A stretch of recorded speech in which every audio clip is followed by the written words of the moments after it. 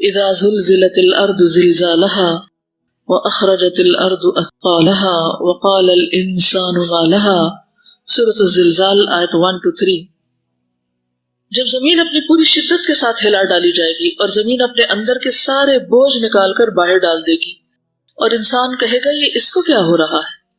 قرآن مجید کی آیات سے پتہ چلتا ہے کہ اس کائنات میں رائج قوانین میں تبدیلی آ جائے گی، یعنی جب انسانی زندگی کی مقررہ میعاد ختم ہوگی تو ان قوانین کی مدت بھی ختم ہو جائے گی۔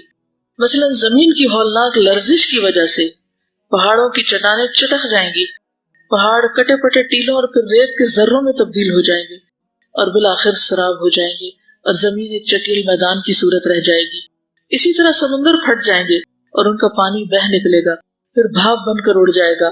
سیاروں کا نظام درہم برہم ہو جائے گا، ان کی رفتار تبدیل ہو جائے گی، چاند سورج یکجا کر دیے جائیں گے، آسمان ٹکڑے ٹکڑے ہو جائے گا، پھر بساط آسمان اس طرح لپیٹ دی جائے گی جس طرح کاغذات بڑی فائل میں سمیٹ دیے جاتے ہیں، یعنی رول کر دیے جاتے ہیں۔ قرآن مجید میں 3 قسم کے سور پھونکنے کا ذکر ہے۔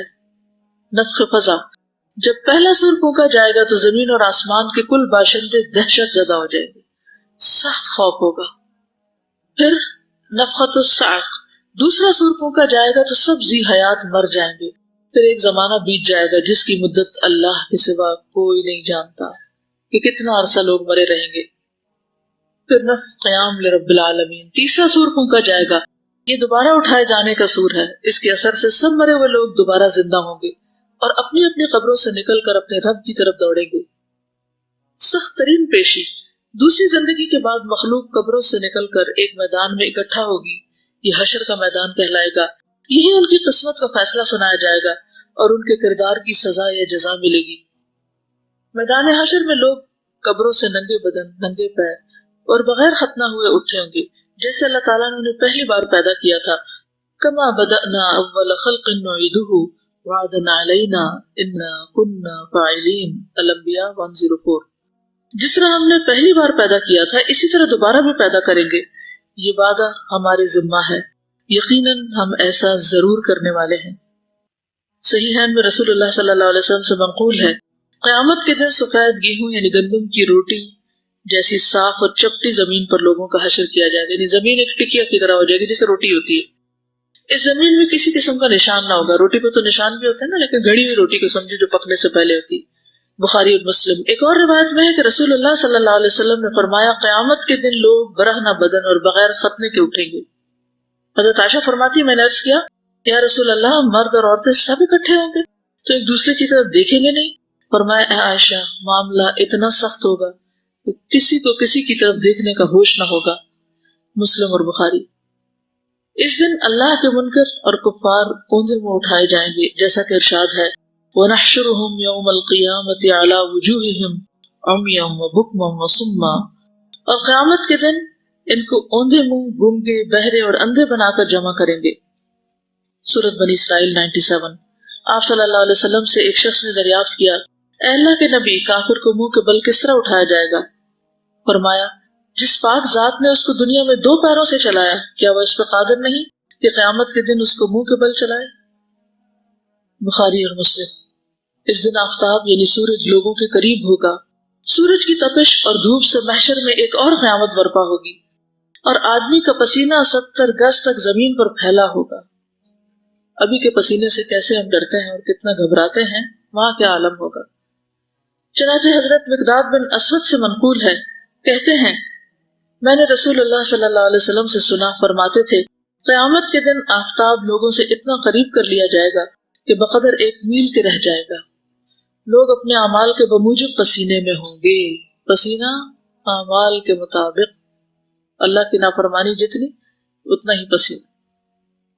کسی کے ٹخنوں تک پسینہ ہوگا، کسی کے گھٹنوں تک ہوگا، کسی کی کمر تک، اور کسی کے منہ میں پسینے کی لگام ہوگی۔ کبھی آپ نے دیکھا کہ منہ سے اگر قطرہ اتر کے ذرا سا بھی منہ کے قریب جائے تو کتنی سخت گھبراہٹ ہوتی ہے کہ یہ کیا منہ کے پاس آ گئی چیز۔ تو یہاں پر یہ ہے کہ منہ میں پسینے کی لگام ہوگی۔ یہ کہتے ہوئے جناب رسالت مآب نے دہن مبارک کی طرف اشارہ کیا، اپنے منہ کی طرف اشارہ کیا۔ معاملات کا فیصلہ۔ روز محشر جب تمام لوگ اپنے رب کے سامنے پیش ہوں گے تو ہر طرف نفسا نفسی کا عالم ہوگا، اور خوف اور دہشت سے ہر ایک پریشان ہوگا. ہر ایک کی خواہش ہوگی کہ اس کا فیصلہ جلدی سنا دیا جائے تاکہ محشر کی سختی اور دیر تک کھڑے رہنے کے عذاب سے بچ جائے. اب دیکھیں کہ ہمارا کیا حال ہوتا ہے جہاں بھی کہیں ہمیں تھوڑی دیر ویٹ کرنا پڑے، ویٹنگ ایریا، چاہے وہ ناشتہ لینے کی بات ہو یا کینٹین میں کھڑے ہونے کی یا کسی بھی جگہ، کہ پہلے مجھے سرو کر دیا جائے، پہلے میری باری آ جائے. اور وہاں بھی انسان کیا چاہے گا؟ بس مجھے فارغ کر دیا جائے یہاں سے. وَإِذَا الرُّسُلُ أُقِّتَتْ لِأَيِّ يَوْمٍ أُجِّلَتْ لِيَوْمِ الْفَصْلِ وَمَا أَدْرَاكَ مَا يَوْمُ الْفَصْلِ وَيْلٌ يَوْمَئِذٍ لِّلْمُكَذِّبِينَ سورۃ المرسلات 11-15. اور جب سب پیغمبر جمع کیے جائیں گے، کس کے لیے دیر ہو رہی ہے؟ فیصلہ کے دن کے لیے. اور تمہیں کیا معلوم کہ فیصلہ کا دن کیا ہے؟ اس دن جھٹلانے والوں کے لیے بڑی خرابی ہے. انتظار کے بعد حضور صلی اللہ علیہ وسلم کو سفارش کی اجازت دی جائے گی، اور اس کے بعد اللہ تعالیٰ کی طرف سے ہر ایک کو اس کا اعمال نامہ دیا جائے گا، میزان عدل قائم ہوگا اور حساب کتاب ہوگا.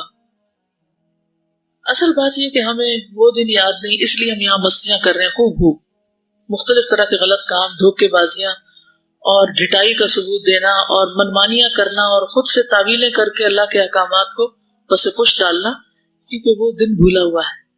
جس دن اس دن پہ یقین آ گیا نا، وبالآخرۃ ھم یوقنون،